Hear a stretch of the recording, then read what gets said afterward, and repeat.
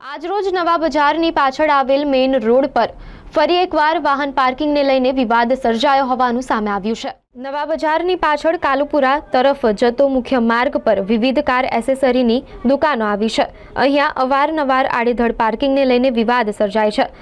ત્યારે આજે ફરીથી એકવાર રાહદારીને જતા બોલાચાલીનો માહોલ સર્જાયો હતો, જેને લઈને આજે સ્થાનિકોએ પણ એકત્રિત થઈને પોલીસને જાણ કરવામાં આવી હતી, પરંતુ વારંવાર પોલીસને જાણ કરવામાં આવે છે છતાં પણ કોઈ ટ્રાફિક દ્વારા અહીંયા અડચણરૂપ ગાડીઓ હટાવવામાં આવતી નથી। જ્યારે આજે વિસ્તારના લોકો એકત્રિત થઈને અહીંયા ગાડીઓના પાર્કિંગ બાબતે વિવિધ કાર એસેસરીઝની દુકાનોનો વિરોધ કર્યો હતો, જ્યારે ટ્રાફિક પોલીસની ક્રેન આવી જતા ટ્રાફિક પોલીસે આગળની કાર્યવાહી હાથ ધરી હતી।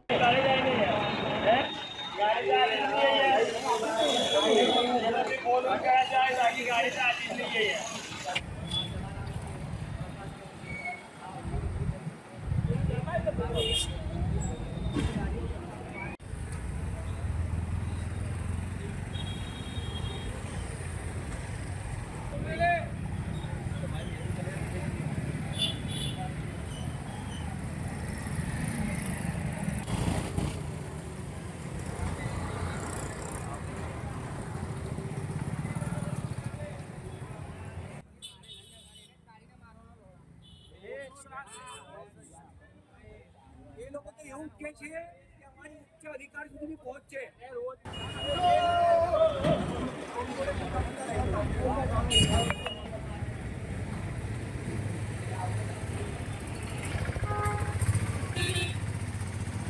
આ અડાનિયા આપણા ભક્તિ સર્કલથી અડાનિયા પુલ તરફ જવાનો રસ્તો છે।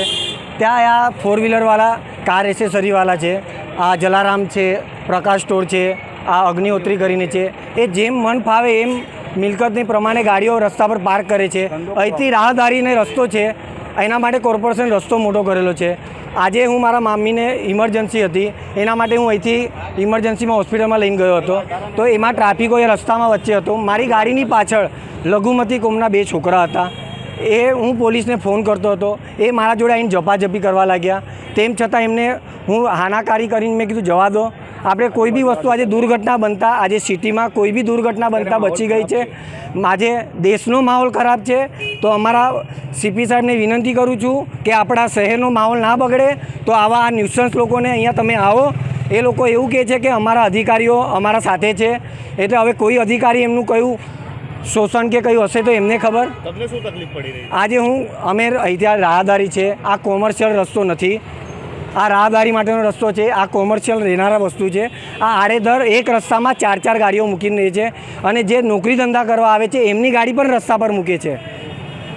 હું સાહેબને એક જ વિનંતી કરું છું, હું પહેલાં બી રજૂઆત કરી છે, અરજી આપી છે, પણ કોઈ અધિકારી આજ દિન સુધી આનો અરજીનો નિકાલ નહીં કરેલો છે। વૈભવ નરસાડે। હું અડાનિયા પુલથી જુબેલીબાગ જતા રોડ ઉપર વચ્ચે રહી રહ્યો છું, બરાબર છે। આ રોડ ઉપર કાર એસેસરીઝવાળાનો ખૂબ ત્રાસ છે। ગમે તેમ આડેધડ ગાડીઓ પાર્કિંગ કરી દે છે, એમના ત્યાં કામ કરનારા માણસ આવતા બી ગમે તેની મિલકત પાસે ગાડીઓ પાર્ક કરી દે છે, અને એ લોકોને કહેવા જતા છે ને એ લોકો આપણી જોડે મારામારી ગમે તેવી ગાળો વર્તન કરી રહ્યા છે। હમણાં તમને ખબર હોય તો વર્ષ પહેલાં જ છે ને સરદાર ભવનમાં આ રીતે જ પાર્કિંગ બાબતે ઘણી ખૂબ મોટી મગજમારી થઈ ગઈ છે। ત્યાં એક વ્યક્તિનું મરણ થઈ ગયેલું છે, બરાબર છે, ને ત્યાં ગાડી આપણે કહેવા છતાં એ લોકો વેપારીઓ કોઈ સાંભળતું નથી, ગમે તેના ઘર પાસે ગાડીઓ પાર્ક કરી દે છે।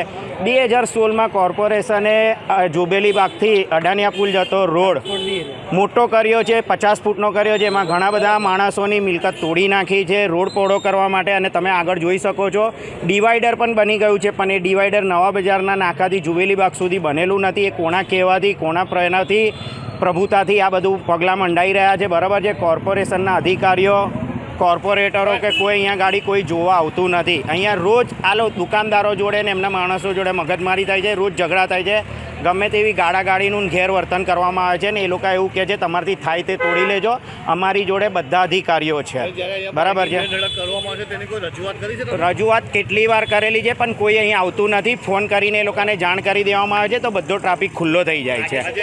આજે બનાવ બન્યો છે, અમારો મિત્ર છે, મિત્ર એના મમ્મીને લઈને ઇમરજન્સીમાં જતો હતો, તેથી તેના મમ્મીને પાછળ એક લઘુમતી કોમના વ્યક્તિએ કંઈક મગજમારી કરેલી હતી, પણ શહેરનું વાતાવરણ ડામાડોળ ના થાય તે માટે પોલીસ કમિશનરને ટ્રાફિક શાખાના એમને પીઆઈને જાણ કરવામાં આવે છે આપના દ્વારા કે આ રોડ ઉપર કાયમ ક્રેન મોકલે અને તમે આ રોડને ખુલ્લો કરો. જ્યારે કોર્પોરેશને 2016માં લોકોની પ્રોપર્ટી તોડીને જો રોડ મોટો કર્યો છે તો તમે ટ્રાફિકને નિવારણ લાવવા માટે જો પ્રોપર્ટી તોડી છે લોકોની લાખો રૂપિયાની, બરાબર છે, તો એની એ જ સ્થિતિ આજની તારીખે બી પડી રહેલી છે, બરાબર. તેથી આપ સર્વને વિનંતી છે કે પોલીસ કમિશનર અને કોર્પોરેશનના અધિકારીઓ આ રોડ ઉપર થોડુંક ધ્યાન આપે ને ડિવાઈડર બનાવવાનું જે કામ રોકી દીધું છે એ વહેલી તકે ડિવાઈડર બનાવી દે. મારું નામ કિશોર ભીખાભાઈ ખેતાની છે.